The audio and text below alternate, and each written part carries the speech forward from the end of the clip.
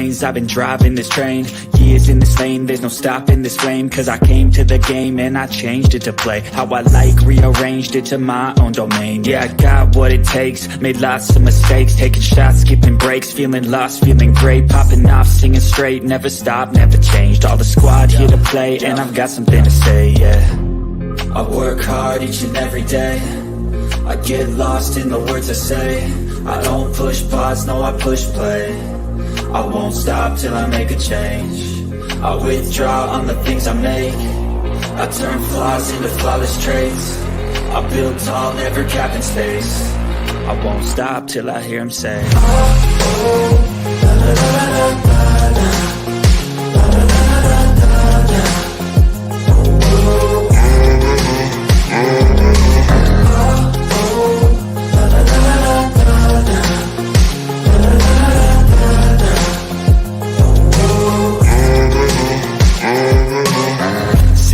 Man, I'm up again. I got tired eyes, need a cup of blend. That's right, in the AM, that's my only friend. No light, just the sun coming up on the horizon. I lose track of time, yeah, I move fast and climb a new class divine, yeah, true passion shines. And I'm through passing time, I choose stacking dimes. You snooze half the time while I move passing by.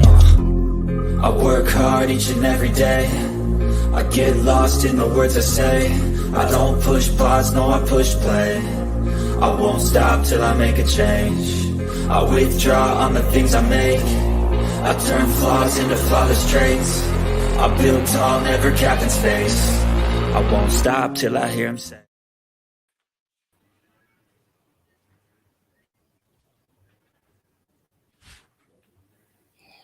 Good morning and welcome to Let's Talk on the Second Chance. My name is Philip Jones.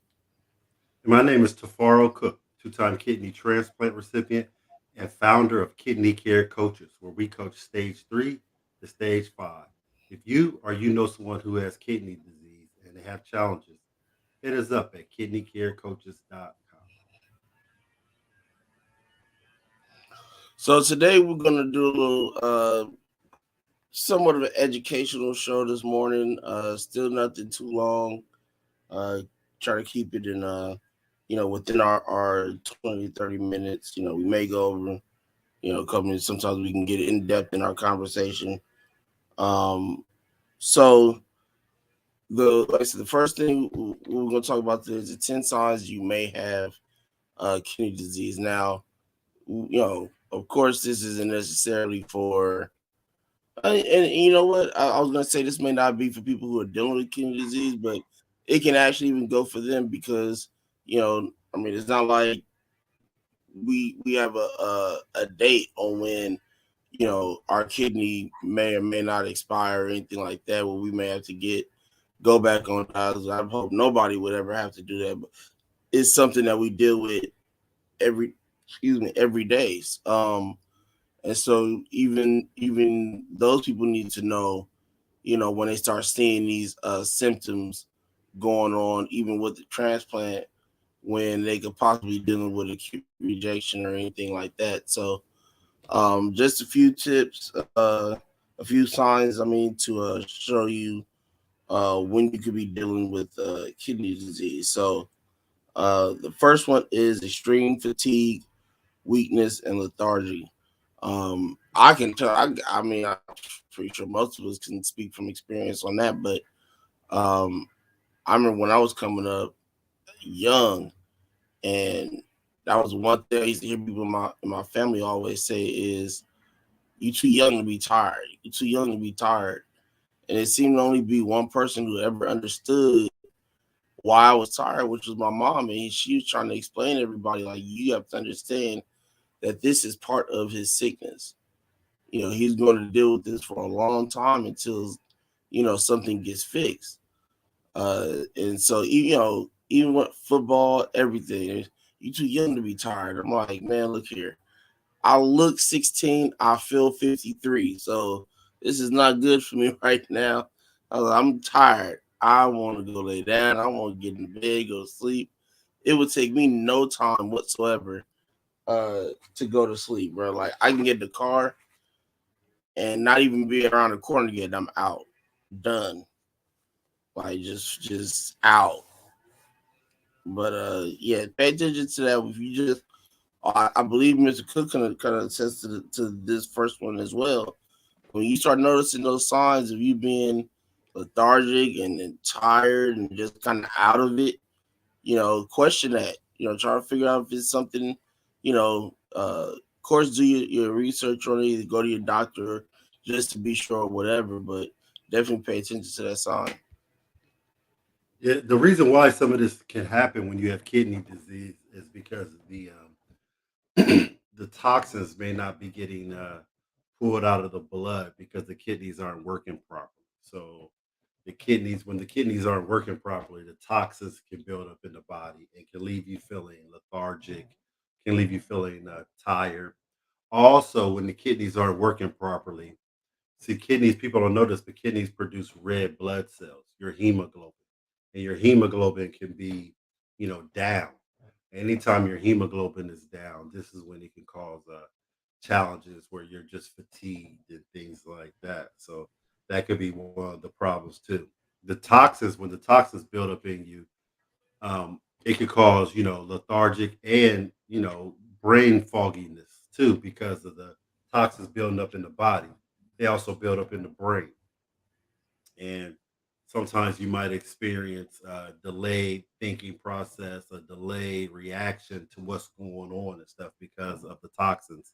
They can affect the brain also. So these can be some challenges too with that. And I was just piggybacking on what you said, Phil. You're right about that. So moving on, excessive urination. Now, sometimes when you have a kidney disease, your urine may slow down. Other times it might speed up where you're going to the restroom quite a bit. This can also be a sign of you being a diabetic, and that has a lot to do with the kidneys as well. So some of these signs where you're just rushing to the bathroom all the time, what happens is the nephrons get damaged, and these are the small nephrons in the kidneys, and they get damaged, and they can't filter out properly, so they just start making you pee excessive, and this can happen also. Another challenge you can have, and I see this in me when I had kidney disease, was foamy urine. Foamy urine can mean that you're having a protein buildup in the body where the kidneys may be leaking some protein, and that can happen as well. So these are the challenges that why you can have excessive urination. Moving on, Phil. Yeah, it's a couple of things you brought up. The hemoglobin. We'll touch on that next week, but um, I'm gonna be honest with you. Until I started really kind of conversing with you and a number of other people that are advocates in the kidney world, I didn't even know that excessive urination was a thing. I mean, I knew the lack of urinate, the slowing down process of it, and get to eventually stoppage. But up until maybe about a good couple of years ago, I had never heard of excessive urination being one of those issues. So that's definitely interesting and good that these things are being talked about, so people get those notes. So, but the next one is something that should trigger alarm for anybody, which is blood in your urine. Anytime you see anything other than that clear, kind of light yellowish, whatever type color in your urine, and it's red, black, spots of red, anything like that that you may see that does this don't look normal. Go straight to the emergency room. A Don't lot of wait. times, yeah, a lot of times that can happen because of another challenge too. It might be another symptom that can cause you to have blood in your urine. And a lot of times, that's why I tell people to go get physicals. Sometimes you can have blood in your urine and you don't even see it. You can look in the toilet and not even know it. And you can go get a Mm, urine test and stuff like that, and they can be like, "Hey, you got blood in your urine." So if you hear these things, it may be kidney disease, it might not, but it's something going on, and you need to check it out as soon as possible. Like Phil said, go to the doctor and get that done. Um, let's move on to the next one. Cramping muscles. Now, I get cramping muscles when I work out sometimes, and that can be a cause. But other times, you can just be cramping. And if you're cramping for no reason, where you know you've been drinking water, you know you haven't exercised and things like that, and your muscles start cramping. And usually, when the cramps happen in your lower extremities, where it might be in your feet, it might be in your calves. What's going on right there is again, uh, the toxins building up in the body again, where the kidneys can't filter out everything, and that can happen where your electric lights get off, where your pH balance, because that's what the kidneys do. The kidneys control the pH balance. So when that happens, your pH balance, where your electrolytes might be in the stomach and stuff, and now you're reaching down to the lower extremities, or even your hands and things like that, and that can make you have cramps because those electric lights, potassium and stuff like that isn't balanced, and that's what the kidneys do. It's amazing how many things the kidneys do, and the kidneys help balance out the salt, the fluids, what's going on in your body, and everything, and they're always regulated. Another challenge is swollen ankles and feet. And what happens when that happens is, again, the kidneys can't filter out, so it's a spill out.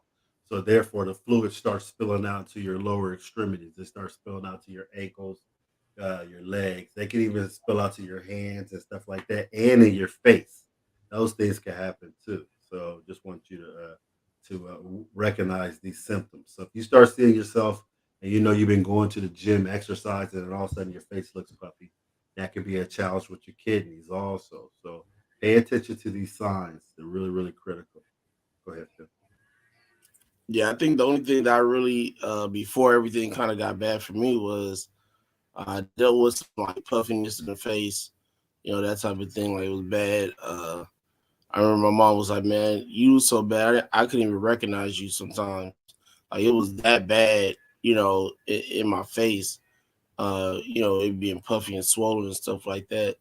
Um, Once I kind of started dealing with like rejection and dialysis again and stuff like that, then I started dealing with the swollen feet, swollen ankles, the gout, that type of thing like that. And that gout, man, is super painful, bro. I remember the first time I had my first encounter with it, I was in a hospital, and so sometimes you just kind of scoot down in your bed, and so you try to adjust yourself and sit up.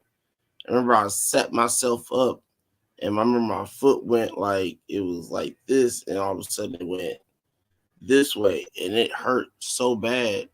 I'm like, I ain't been up, I hadn't walked or anything like that, and so I immediately had to call my nurse and like, what's going on with my feet? The only thing I could think of was that they tried to put an IV in there again. It was like around the same kind of pain I had. They tried to put one in there before, and they were unsuccessful. They're like, no, we ain't tried to do that, recently. And so they did whatever test they had to do and found out it was gout. So pay attention to that stuff. Don't, like you said, workouts, things like that do come into play. But try to think, if you didn't do certain things and you dealing with these issues, you need to, try to figure out what they are before they escalate and get worse. The next one is dry and itchy skin. Uh, yeah, I think all of us kind of deal with that, especially in the beginning before we kind of get our bearings together with dealing with kidney diseases. Because we stop caring about putting on lotion, we just don't care because we more worried about the pain and what how our day is gonna go, and if it's like we're not even leaving the house. So why am I caring about putting on lotion? But then after about a good 2-3 months, you're looking at your legs and you're like, why does my feet look like the desert? Like, why is this so dry right now? And um, but it's something that's real with this dry, itchy skin. Start flaking and things like that. You don't want that because what can happen is when it gets to that point of getting that dry, it starts to do like anything else that dries like that. I know a number of people who've dealt with this with our lips and stuff like that when it gets hot, is that it starts to dry up and then crack, which now makes a opening was essentially a sore, which leaves your body open with these cuts technically from breaking, the skin breaking open. And so you don't want that because that can then cause infections and lead to other things as well from there. So go ahead, Ms. Cook. I agree with you. That's you have to understand. A lot of people don't understand this. Is organ is the biggest organ in your body is your skin. It's the first protective boundary that we have as humans to protect us from any infections and things like that is our skin. So, and that's the first one of the first signs of breakdown when the kidneys aren't working properly. You can't get the hydration, the proper hydration, and that's why you see the breakdown in the skin, and that's why it's important to moisturize. I give a little shameless plug. Creamy Crack, my wife's cream, is awesome for kidney dialysis patients or anybody going through cancer or whatever. Man, this stuff is like definitely good for your skin. Matter of fact, Phil, we got you on a list to send you some more too. This stuff works. Oh, Did man, you ever use it? definitely need it. I loved it. Yeah. When it first got here, I opened it. I was like, yeah, I'm putting this on. Not now, but right now, I came straight in the room and put it on immediately. It works. It's good, man. I mean, I think it's good. Did you like it? Oh, I loved it. Just and it smells, because I know the one thing that a lot of people deal with lotions like that, they deal with their own. They don't know how to necessarily put a scent to it, a good scent to it. So it smells plain. It's not all that, intaking and but the fragrance and everything like that is good. It's great texture, makes you feel good, clears up your skin, in no time. And it stays with you. I like that. Right. It stays with you. Opposed to when you put lotion on 20 minutes, you be like, damn, did I put something more? Right. One thing about this, it does have a nice little base and it stays with you, and I like that. But again, a lack of appetite is another one, Phil. I just wanted to keep us on task when it comes to dry skin. Lack of appetite can be a challenge also for people who have kidney disease. Why? Because you feel like, some reason the toxins build up in your body, you just don't want to eat. And that happened to me a lot. I lost quite a bit of weight when that happened and things like that. But I always want to tell people lack of appetite can be very, very critical. And sometimes it can be due to the buildup of toxins. But lack of appetite could be something else also, not just kidney disease. So pay attention to that. Sometimes that could be, it might be a form of cancer. It might be something else that could be even more serious. But you definitely want to pay attention to that. While all of a sudden, just a day out of the blue, you're not hungry. Something might not be right with that. Okay. Right. A lot of people think, oh, I can lose some weight. You don't want to lose weight like that because you're losing muscle. You're not just losing fat. And that's one thing you don't want to lose is your muscle tone. Moving on. Difficulty sleeping. Whoa, yeah. A lot of times this can happen to people who are on dialysis, who've had kidney transplants because of the medications they take. They might be drinking a lot of water later on, and they might be drinking water with you just got to get up and go to the restroom all the time. I haven't had a night, and I mean a night, where I slept through since my transplant. I'm very happy with my transplant, but there hasn't been one night where I could just sleep all the way through. I always got to use the restroom. And it might be because I drink close to a gallon of water a day, but I cut my water off by 8 o'clock, but that still might not be it. It just might be, hey, this happens. But this can happen when you just, again, these things can happen and can keep you up from sleeping. Some of the problems can be the reduced flow of oxygen when the kidneys aren't working, and that can happen also with when you're not sleeping well. Those can be a challenge too, where you're getting up. It might be due to because of respiratory problems where you might need the CPAP. A CPAP, sleeping with a CPAP, so you can get proper airflow going on. That might be a reason because you might not be getting the REM sleep. REM sleep is what we consider the deep sleep. And that's very important where your body can totally recover. Sometimes people might go to sleep, but they're not getting that deep sleep. And deep sleep, again, is where you recover. Go ahead, Phil. Yeah, I wish that I can reverse that right now. I mean, I deal with that literally every night. You know, that's like I think one of the main conversations we have when we get on is, did you sleep good? Nope. That is not.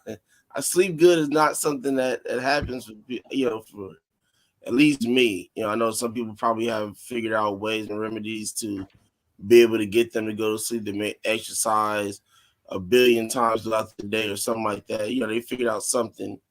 But then you got people like me who just can't figure it out. They can't. You know, I don't.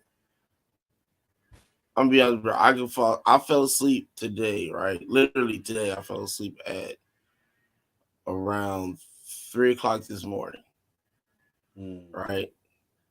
And I was scared because I know when I do finally get to fall asleep, I sleep so hard that I just fall into this deep sleep sometimes and sleep past the time I need to wake up. But um, I woke up at 7. Mm-hmm. You know, actually I woke up a little bit before that. It was like 6 something when I woke up, and you know, so I consistent, maybe about 3 hours, 4 every now and again. That's pretty much it. I have to wake up. You know, and what I'll do is my way of going back to sleep is turn on a movie or turn on the my game or something like that and get a game in real quick. Something that'll get my mind going again to where it's like, man, you do realize it's 6 o'clock in the morning. You need to go back to sleep. Okay, then I can turn that off, turn back over, go back to sleep for another 2-3 hours or whatever, and that's how I usually get about my total of 6. It's never been 6 consistently, except for in the very very beginning, like we were talking about before, Right. about sleeping so much. So, but the next one is, let me see. I believe that's the conclusion. We hit them all. Oh, is that Yeah, we talked to yeah. them all. Okay, yeah. That's pretty good timing too. 22 minutes, not bad at all. Yeah. So I just there want you to say, have it. Go ahead. yeah. I was just gonna say in conclusion, when you start seeing these signs, kidney disease can be a they always talk about how quiet it is. That means you don't see the symptoms or you don't feel the symptoms. So if you're getting any of these symptoms, that's letting you know right there that you may have some challenges. You definitely want to get a nephrologist in your life. Not just go to the emergency room, but go get a nephrologist. And we'll first go to the emergency room, then let them, prescribe you or tell you that you might have a kidney challenge. So get a nephrologist, and Right. then they can follow you up. But the biggest thing, and we talked about this earlier, Phil and I know, early detection is the key. Don't let it wait. Don't let it progress. Sometimes you Yeah. might be able to prevent a lot of these things happening because because you got with it early. We talk about this and we can't say enough about going to get a physical once a year. That way you can know what's going on in the early and prevent a lot of mishaps and a lot of challenges that you may go through if you take longer. That's all I want to say about that. Yeah. Yeah, I just kind of piggyback to the physical thing. Like I said, it works out 100 times better for you when you go figure out these things earlier in advance, than wait until you look up and you already at stage 3, stage 4, stage 5. And you gotta go. You gotta go directly to dialysis. Uh, I think that's when the transition process makes it so much harder for you because you're going from living this great regular life to, okay, now I gotta go to dialysis 3 times a week. I have no energy to do nothing. All I want to do is sleep. You know, so what I do. So it's definitely better when you could find these things early in advance. Before it gets bad. The other thing I want to touch on, this is more of a this is a before and after thing as well, of figuring out that you have kidney problems, right? And I'm bringing it up because I'm going to go take care of this myself today in a couple hours.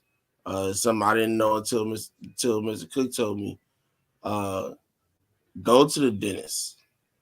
You know, every 3 months, every 6 months, whatever. Go to the dentist. Make sure, because they gonna ask you when you go for these evaluations, if you have, trying to get on the list and stuff like that. Have you been to the dentist? Have you had checkups, cleanings, that type of thing, and stuff like that. So, I got an appointment today.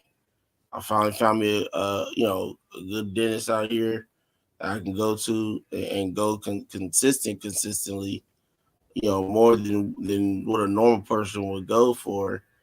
And I'm gonna tell you, hey, I'm trying to get on the list. I just need to make sure that all my stuff is in order. So we got to do to make that happen. So, make sure you pay attention to that stuff. Very important, very, very, very important. Because one thing that you don't think, I didn't think about it either until we were talking about this, conversating that when it comes to your oral hygiene and stuff like that, anything going on in that area easily gets put in your bloodstream because you go through the day, sometimes your mouth get dry, you immediately start swallowing, so saliva picks stuff up on the way down and takes it into your body and stuff like that, which can cause extra issues. So pay attention to that. Make sure you go to the dentist, see your dentist, get even if it's just a checkup, just for them to go clink, clink, clink. Are you good? Go home. Be safe. Just be safe. Put yourself in a position to not have to worry about it. The other thing is, our 2022 Home and In-Center Dialysis Conference, The Good, the Bad, the Ugly, is 2 weeks away. Looking forward to this event. There's going to be a lot of great people presenting. It is for the most part patient-led with these presentations and conversations. We're going to have a patient panel that's going to be, that's going to have a number of awesome individuals on that panel with us, led by the Kidney Trails crew, Dwayne Williams and Anthony Reed, who do that panel for us. And then we have presentations by Dr. Shrika Brookings in Atlanta, Georgia, Kelsey Reed, nutritionist in the Philadelphia area,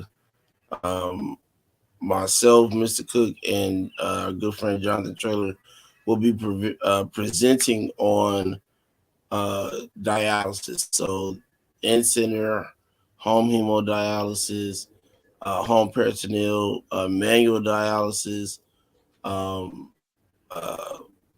peritoneal cycler dialysis, and then Mr. Cook and our good friend Tiffany Archer will be doing a tag presentation on your physical activity while on dialysis.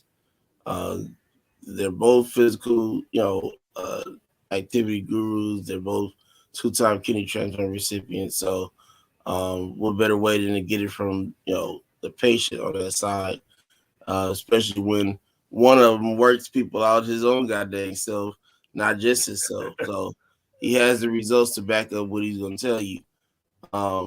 So definitely looking forward to that.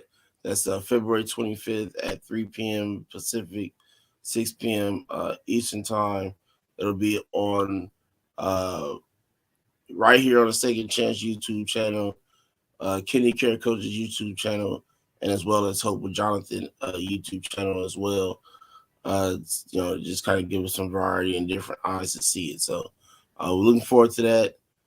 This Sunday we have Jonathan Traylor and Kyle Hockridge coming on Sunday. It'll be Sunday afternoon when they come on Sunday to talk about their connection together with themselves and how they started their new show, Kidney Conversations, and what it's about and why they want to start it. They're doing some great things already. I've been tuning in over the past couple of weeks. They're doing great work over there. So looking forward to that conversation with both of them to get some more insight on kidney conversations and what they're doing on the advocate side. So, Ms. Cook, you got anything you want to add? Have a great weekend, y'all. Who y'all got? Who y'all got in the game? The Bengals or the Braves? Yeah, drop that in the comments if you're watching this between today and Sunday. Who you going for? I'm make this real easy for myself. I'm going for the Rams. I'm a Rams fan, been a Rams fan 20 plus years. So I'm from Ohio. I'm going for the Bengals, but one thing I can say is it seems like no team loses when they're hosting. So the fix is it. I think it's gonna be close. I mean, you got the offensive player of the year that was named yesterday, Cooper Kupp. On one side, you got the offensive rookie of the year, who could have easily, Jamar Chase, man, could have easily been named the offensive player of the year. Easily. I that's probably the one pick that I would not have been upset about. I don't think TJ Watt should have gotten defensive player of the year over Aaron Donald, but no, he did. I didn't know that. Aaron yeah, Donald, they came out yesterday. Aaron Donald to me might be the best football player in football for real. Easily, because it's funny because somebody brought up this thing and it's a defensive player on the Bengals that had like 15 sacks this year, right? And so it was like those two-sided pictures.